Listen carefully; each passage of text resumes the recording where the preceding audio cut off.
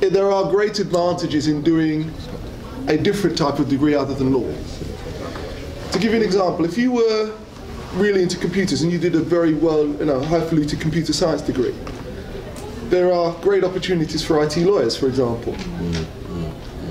And if you have that specialist knowledge, that technical knowledge, which you wouldn't get from a law degree, then you can utilize that and go on and do the LPC, which is the course, which is the conversion course.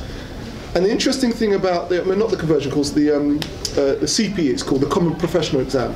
Because if you do a non-law degree, you always have the opportunity to convert afterwards. And what's really interesting is, it's quite competitive to get on the Common Professional course. But what it does is, if you get on it, it really sets you up for the LPC and to get a training contract, funnily enough. So even though you sort of said, well, I want to, law's my long-term goal, but I decide to do a non-law course, if you do very well in it, and you get on the CPE and then you get on to do the LPC courses, it does set you up very well. So my thing is, follow your passion. Whatever your passion is, whatever you're really good at, do it. You can always convert it. Law is just a wonderful, breadth of subjects. So don't restrict yourself on that basis. But keep an eye on the finances, because if you do your degree and you end up paying, let's say, £5,000–6,000 a year, that CPE is going to add at least another £4,000 to your overall study. So if money is a real issue for you, then a law degree may be the safer route, because you don't want to end up doing your CPE and then you can't find £13,000 to do the bar vocational course. I've just been told by our organiser that we're running very, very short for time. So I know there are questions there, a question there, and a question there, and a question there. And we're going to take those questions, and if you see any of us outside, you can easily approach us. Question there, please. I'm not sure if what I'm going to say is really a question or more of a comment. All right. First of all, I just want to say that what you said about helping out the boy that when he went to the school to visit, I think that's really great, because I find that sometimes I go to these events and great lawyers, great barristers, they speak, and really there's not much of an outcome at the end of it, because you do a lot of networking, they give you your emails and contact cards and blah blah blah. You go home, you email them, and I find that with me, a lot of the time it hasn't been sometimes much of a response, or it's more like, oh, thank you for contacting me. Okay, if you need help with the CV. I mean, you talked about experience, and how are we really going to get that experience? Because I've had experience from CAG and Landlord Legal Services, but sometimes that's not enough, because I personally would like to have some sort of experience in an actual law firm.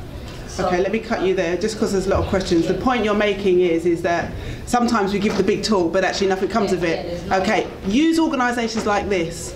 Emails. If you don't get an answer, keep on. You've got to keep on. You have to remember, sometimes we've got very busy practices, very busy lives. It may be with best intentions, we wouldn't be here giving up a Saturday if we didn't want to help in the long run. So take phone numbers if you can, text messages, emails, continue, even if it means writing to chambers and sending a letter in. You've got to persevere. We did. Sometimes you get blank, sometimes you might get something. It's about getting to court. Just say, when are you in court? Can I come to court?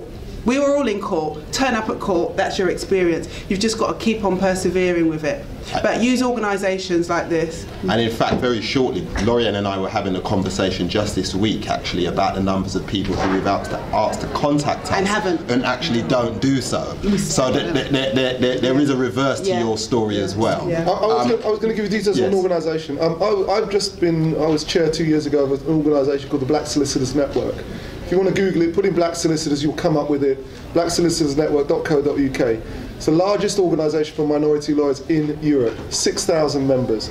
Registered group of the Law Society. We run career workshops. It's free. We've been running them for years. We've put over 500 black students through the career workshops. They have got pupilages out of them. They've got training contracts out of them. It's free. You can network through this organisation. It's a great resource. It's funded by the Law Society.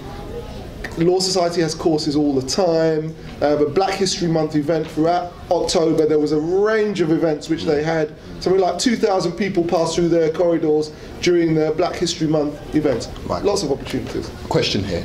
Hi, my name's Sharon. I just finished the law and business degree, and again, like with all the costs and everything, I've decided to take time out.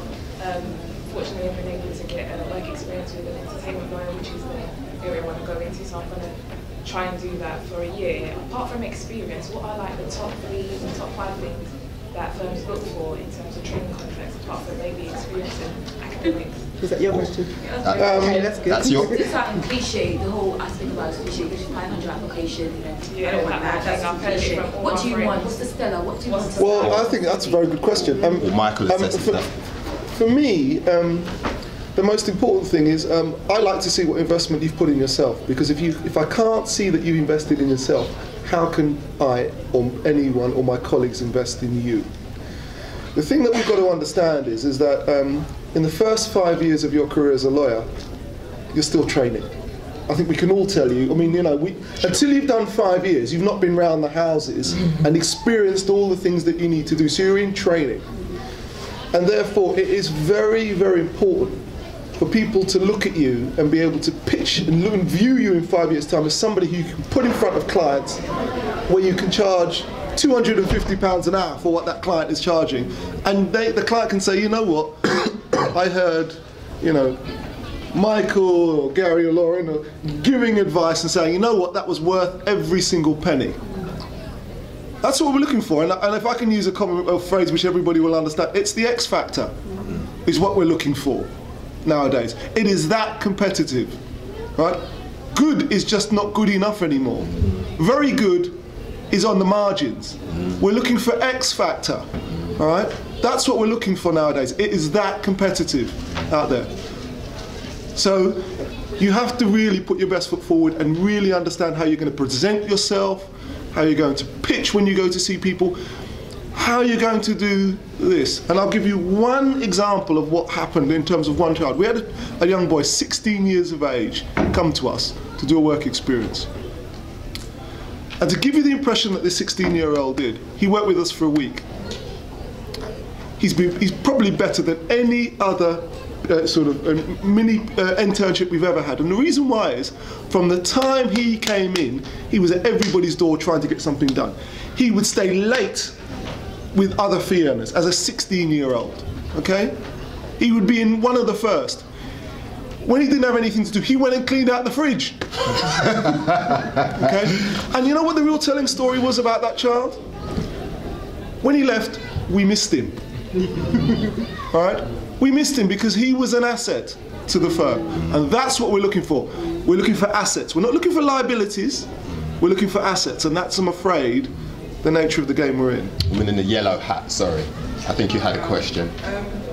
I think a couple of the questions I was going to ask around defining work experience, you know, getting more experience, Yeah. has sort of been touched on, and I know you're tight for time. So what I will just say, I'll email you around that, because I'm in education and stuff, but what I will just say is that from my perspective, it's just fantastic to see really positive, inspiring people encouraging young people to go into a diverse range of stories. And I would just reinforce what one of you said about persistence, because that's what I tell my students. I know some who have actually tried to contact a couple of you and haven't had a response yet, but I know that it's, you know, it's in terms of the busy and we're all juggling different things at the same time, and just you have to be persistent and stand out. And it was very, very good, important information you gave, so thank you. Thank you. Well, I'm afraid time is defeating, so we're going to have to draw things to a close. Evaluation forms as well.